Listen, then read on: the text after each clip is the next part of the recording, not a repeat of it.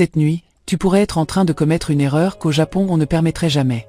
Aller te coucher avec ta maison en désordre et ton esprit rempli de choses en suspens. Et non, il ne s'agit pas seulement d'une question de ménage. C'est bien plus profond que cela. Aujourd'hui, tu vas découvrir des habitudes japonaises nocturnes qui mettent de l'ordre dans ta maison et dans ton esprit d'une manière si puissante qu'après les avoir entendues, tu ne verras plus jamais la nuit de la même façon. Parce qu'au Japon, la nuit n'est pas la fin de la journée. C'est le moment le plus important pour commencer la suivante. Et ce qu'ils font avant de dormir est si différent, si curieux et si efficace que cela peut changer ta vie dès aujourd'hui. La première habitude est quelque chose qu'au Japon on prend très au sérieux et qui va surprendre beaucoup de personnes. Avant de dormir, ils effectuent un nettoyage rapide appelé « ozuji nocturne léger », mais ce n'est pas un nettoyage ordinaire. Ce n'est pas fait par obligation, c'est fait comme un acte de respect envers le foyer. Il ne s'agit pas de balayer juste pour balayer, il s'agit de le faire avec calme, en silence, en étant conscient de chaque mouvement. Je l'ai essayé et quelque chose de curieux s'est produit. Cela a cessé d'être ressenti comme une tâche et a commencé à être ressenti comme un moment de paix. Ce qui transforme réellement cette habitude, ce n'est pas le résultat, mais la manière dont elle est accomplie. Au Japon, on comprend que le foyer n'est pas seulement un endroit où tu vis, c'est un espace qui prend soin de toi, qui t'abrite, qui t'accompagne chaque jour. C'est pourquoi, lorsqu'ils nettoient avant de dormir, ils ne le font ni dans la précipitation ni avec agacement, ils le font avec une attitude presque méditative. Chaque objet qu'ils ramassent, chaque surface qu'ils nettoient, devient une occasion d'être présent. Et cela change complètement l'expérience, parce que tu n'es plus simplement en train de nettoyer, tu es en train de te connecter à ton espace. Je me souviens qu'au début je le faisais comme d'habitude, vite, presque sans réfléchir, en voulant finir le plus tôt possible. Mais quand j'ai décidé de ralentir, de couper les bruits, de le faire en silence, quelque chose a changé. J'ai commencé à remarquer des détails que j'ignorais auparavant, à sentir comment l'atmosphère devenait plus légère. Même ma respiration se calmait. C'était comme si chaque mouvement aidait à relâcher le stress de la journée, comme si en mettant de l'ordre dans ma maison, je mettais aussi de l'ordre dans ce que je portais à l'intérieur de moi. Et il y a ici quelque chose de très important dont beaucoup de personnes ne se rendent pas compte. Quand tu fais ce petit rituel avant de dormir, tu envoies un message très clair à ton esprit. La journée s'est bien terminée. Il n'y a pas de chaos, il n'y a pas de tâches visibles, il n'y a pas de sensation de perte de contrôle. Tout est à sa place. Et cela génère une tranquillité profonde qui t'accompagne au moment de te coucher. Ce n'est pas la même chose de fermer les yeux entourés de désordre que de le faire dans un espace qui transmet le calme. En plus, cette habitude a un effet cumulatif. Tu n'as pas besoin de grands nettoyages ni de consacrer des heures le week-end, parce que chaque nuit tu maintiens l'équilibre. Petit à petit, ta maison cesse d'être une charge et devient un endroit où tu as réellement envie d'être. Et le plus beau, c'est que tu n'as pas besoin de le faire parfaitement, tu as seulement besoin de le faire avec intention. Parce que c'est dans cette intention que réside le véritable changement. La deuxième habitude est encore plus intéressante. Beaucoup de personnes au Japon aèrent la maison pendant quelques minutes avant de dormir, même en hiver. Elles ouvrent légèrement les fenêtres pour renouveler l'air. Mais cela ne se fait pas seulement pour la santé physique. Pour eux, c'est une manière de laisser sortir l'énergie de la journée. Et quand tu le fais, tu sens que quelque chose change. L'atmosphère devient plus légère, plus propre, plus tranquille. C'est comme si la journée s'en allait réellement. Ce qui attire le plus l'attention dans cette habitude, c'est qu'elle ne se fait pas de manière automatique, elle se fait avec intention. Il ne s'agit pas simplement d'ouvrir une fenêtre et de continuer comme si de rien n'était, il s'agit de s'arrêter un instant, de sentir l'air entrer, de percevoir comment la température change, comment l'espace se met en mouvement. C'est un geste simple, mais très puissant, parce qu'il marque une transition claire entre le bruit du jour et le calme de la nuit. C'est comme dire à ton foyer et à ton esprit qu'ils peuvent déjà relâcher tout ce qu'ils ont porté. J'ai commencé à le faire sans en attendre grand-chose, juste pour essayer, et ce fut surprenant. Dès que l'air frais entrait, je sentais que l'atmosphère changeait, comme si tout se renouvelait. Même l'odeur de l'espace devenait différente, plus propre, plus légère. Et pas seulement cela, mon esprit aussi commençait à ralentir.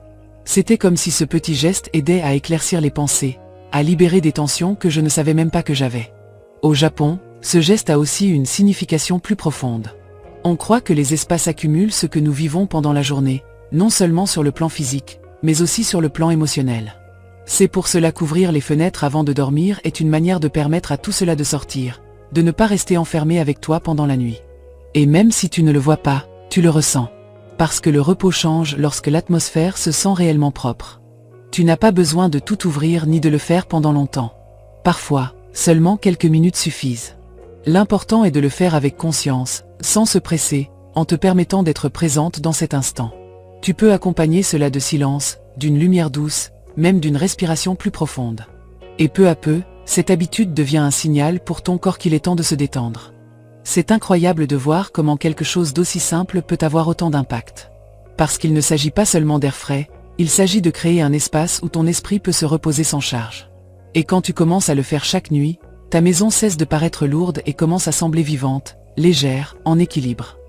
Et cela change complètement la manière dont tu te prépares à dormir. La troisième habitude est l'une de mes préférées et presque personne ne la connaît en dehors de cette culture. Avant de dormir, ils placent les objets importants dans une position spécifique, surtout ceux qu'ils utiliseront le lendemain. Ce n'est pas seulement de l'organisation, c'est une préparation consciente. Placer tes affaires avec intention dit à ton esprit « Demain sera une journée en ordre ». Et cette sensation t'accompagne même pendant que tu dors. Ce qui est le plus intéressant dans cette habitude, c'est qu'il ne s'agit pas de tout laisser prêt par obligation, mais de le faire avec une sorte de calme intérieur. Au Japon, ce petit geste a une valeur très profonde, parce qu'il représente le respect pour le temps à venir. Rien n'est laissé au hasard. Les vêtements sont placés de manière propre et accessible, les objets personnels sont alignés avec soin, même les petits détails comme des clés ou un sac ont une place définie. Et quand tu fais cela, quelque chose en toi se détend, parce qu'il n'y a plus d'incertitude. J'ai commencé à l'appliquer à des choses très simples, comme laisser les vêtements prêts ou préparer ce dont j'allais avoir besoin en sortant de la maison. Mais ce qui m'a vraiment surprise, c'est ce qui s'est passé le lendemain. Je me réveillais sans cette sensation de précipitation, sans chercher mes affaires, sans commencer la journée avec du stress. Tout était là, à m'attendre. Et cela change complètement ton énergie dès le premier instant de la journée. De plus, cette habitude a un effet silencieux mais très puissant sur l'esprit. Quand tu places tes objets avec intention, tu crées une image mentale d'ordre et de clarté. C'est comme si tu dessinais ton lendemain avant qu'il n'arrive. Et cette image reste avec toi, même pendant ton sommeil, générant une sensation de contrôle et de tranquillité dont nous manquons souvent. Au Japon, on comprend que l'ordre extérieur influence directement l'ordre intérieur. C'est pourquoi ce type d'action n'est pas vu comme quelque chose de petit, mais comme une partie d'une manière de vivre plus consciente. Il ne s'agit pas seulement de laisser près ce que tu utiliseras, il s'agit de prendre soin de toi, de ton temps, de ta tranquillité. Et quand tu commences à le faire chaque nuit, tu te rends compte que tu n'organises pas seulement des objets. Tu organises ta vie avec plus d'intention. Maintenant, ce que je vais te raconter peut complètement changer ta manière de voir la nuit. Au Japon, beaucoup de personnes évitent de laisser n'importe quel objet, inachevé, à la vue. Un livre ouvert, des vêtements jetés, des ustensiles non rangés. Tout cela représente quelque chose d'incomplet. Et dormir entouré de choses incomplètes génère une sensation de charge mentale que souvent nous ne remarquons même pas. Quand tu commences à fermer de petits cycles avant de dormir, ton esprit se repose vraiment. La quatrième habitude est profondément émotionnelle. Au Japon, certaines personnes pratiquent un moment de silence total avant de se coucher. Pas de téléphone portable, pas de télévision, pas de bruit. Juste être dans le calme pendant quelques minutes. Ce petit espace permet à l'esprit de ralentir. Je sais que cela peut sembler simple, mais c'est incroyable à quel point c'est puissant quand tu le fais vraiment. Ce qui rend cette habitude spéciale, c'est qu'il ne s'agit pas seulement d'éteindre le bruit extérieur, mais de permettre aussi que le bruit intérieur s'éteigne. Pendant la journée, nous sommes entourés de stimuli, de conversations, de préoccupations, de tâches en suspens qui ne s'arrêtent pas. Et bien souvent, nous nous couchons avec tout cela encore actif dans la tête. Ce moment de silence rompt ce rythme, crée une vraie pause où l'esprit peut commencer à se reposer avant de dormir. Au début, cela peut sembler étrange, même inconfortable. Être en silence sans distraction nous confronte à nos propres pensées, à tout ce que nous évitons pendant la journée. Mais c'est justement là que se trouve la clé. Quand tu te permets d'être dans cet espace sans fuir, peu à peu ces pensées perdent de leur force, se mettent en ordre, se calment. C'est comme si l'esprit trouvait son propre équilibre sans qu'il soit nécessaire de faire quoi que ce soit de plus. J'ai commencé à le pratiquer en m'asseyant quelques minutes sur le lit, avec une lumière douce, simplement en respirant. Sans musique, sans téléphone, sans rien faire. Et avec le temps, ce moment est devenu l'un des plus précieux de la journée. Parce que c'est là que je sens réellement que tout se remet en place à l'intérieur. Là où j'arrête de courir, là où je me retrouve avec moi-même sans précipitation. Au Japon, ce type de pause fait partie d'une culture qui valorise énormément le calme et la présence. Il ne s'agit pas de faire plus de choses, il s'agit d'apprendre à s'arrêter. Et quand tu intègres cette habitude à ta routine nocturne, ton repos change complètement. Tu dors plus profondément, tu te réveilles plus tranquille, et peu à peu tu commences à sentir que tu as plus de contrôle sur ton esprit. Tu n'as pas besoin de le faire parfaitement ni pendant longtemps. Parfois, Quelques minutes suffisent. L'important, c'est que ce soit un moment réel, sans interruption, où tu peux simplement être. Parce que dans ce silence, dans cette pause si simple, il y a une paix que nous sommes souvent en train de chercher sans nous en rendre compte. La 5e habitude est quelque chose que très peu de personnes attendent. Elles regardent leur foyer comme si elles étaient des visiteurs. Oui, exactement comme tu l'entends. Elles marchent lentement et observent leur espace comme s'il ne leur appartenait pas. Cela leur permet de détecter le désordre, mais aussi d'apprécier ce qu'elles ont. Et c'est là qu'il se passe quelque chose de très beau. Tu commences à voir ta maison avec plus d'affection et moins de jugement. Ce qu'il y a de plus puissant dans cette habitude, c'est le changement de perspective. Quand tu cesses de regarder ta maison avec la routine de tous les jours et que tu te permets de la voir comme si tu y entrais pour la première fois, ton esprit s'ouvre. Tu ne vois plus seulement ce qui manque ou ce qui ne va pas, tu commences à remarquer des détails qui passaient auparavant inaperçus. La lumière dans un coin, l'ordre d'une table, un objet que tu aimes et que tu avais déjà oublié. C'est comme redécouvrir ton propre espace. Au Japon, cette pratique a une intention très claire, créer de la conscience sans critique. Il ne s'agit pas de parcourir la maison à la recherche d'erreurs, mais d'observer avec calme, avec respect, presque avec curiosité. Et quand tu le fais ainsi, le désordre cesse d'être quelque chose qui t'agace et devient quelque chose que tu peux simplement améliorer peu à peu, sans pression. Cette différence est immense, parce qu'elle change la manière dont tu te relates à ton foyer. Je me souviens que lorsque je l'ai essayé, je me suis rendu compte de quelque chose qui m'a beaucoup marqué. Ma maison n'était pas aussi désordonnée que je le pensais, elle était seulement en train d'être regardée depuis la fatigue de la journée. Quand je l'ai regardée avec des yeux nouveaux, avec plus de calme, j'ai ressenti de la gratitude. Et cela a complètement changé mon énergie. J'ai cessé de m'exiger autant et j'ai commencé à apprécier davantage le processus qui consiste à tout maintenir en ordre. Cette habitude t'aide aussi à prendre de petites décisions sans même t'en rendre compte. Peut-être vois-tu un objet hors de sa place et tu le ranges, ou tu remarques un coin qui a besoin d'attention. Mais tout se passe de manière naturelle, sans effort, sans cette sensation d'être en train d'accomplir une tâche lourde. C'est un ordre qui naît de l'observation, non de l'obligation. Et le plus beau dans tout cela, c'est que, peu à peu, tu commences à créer une relation plus douce avec ton foyer. Tu cesses de le voir comme quelque chose qui a toujours besoin d'être réparé et tu commences à le voir comme un espace qui t'accompagne, qui reflète qui tu es. Et quand cela arrive, l'ordre cesse d'être un objectif, et devient une manière de vivre avec plus de calme et plus d'affection envers ce que tu as. Si jusqu'ici tu sens que cela est en train de t'ouvrir les yeux, laisse-moi te dire quelque chose. Ce type de contenu est pensé précisément pour des personnes comme toi, qui veulent vivre mieux, plus tranquillement et avec plus de sens. Alors abonne-toi maintenant, parce que ce qui vient peut t'aider bien plus que tu ne l'imagines. La 6e habitude est l'une des plus curieuses et des moins connues. Certaines personnes au Japon nettoient légèrement l'entrée de leur maison avant de dormir. Ce n'est pas à cause de la saleté, c'est symbolique. L'entrée représente ce qui arrive dans ta vie. La garder propre la nuit signifie te préparer à recevoir un nouveau jour avec clarté. Quand tu le fais, tu ressens une sorte d'ordre intérieur difficile à expliquer. Ce qui est intéressant dans cette habitude, c'est que l'entrée, ou le « jankan », n'est pas vu seulement comme un lieu de passage. C'est un espace très important à l'intérieur du foyer, parce qu'il marque la transition entre l'extérieur et ton monde intérieur. C'est là que tu laisses ce que tu apportes du dehors, tant sur le plan physique que sur le plan émotionnel. C'est pourquoi lui consacrer quelques minutes avant de dormir n'est pas un détail mineur, c'est une manière de fermer la journée et de prendre soin de ce que tu permets d'entrer dans ta vie. Quand tu nettoies ou remets en ordre l'entrée, même si ce n'est que quelque chose de très simple comme aligner les chaussures ou secouer un peu le sol, tu envoies un message très clair à ton esprit. Tu lui dis que tout ce qui est venu de l'extérieur a déjà sa place, que tu n'as pas besoin de le porter avec toi pendant la nuit.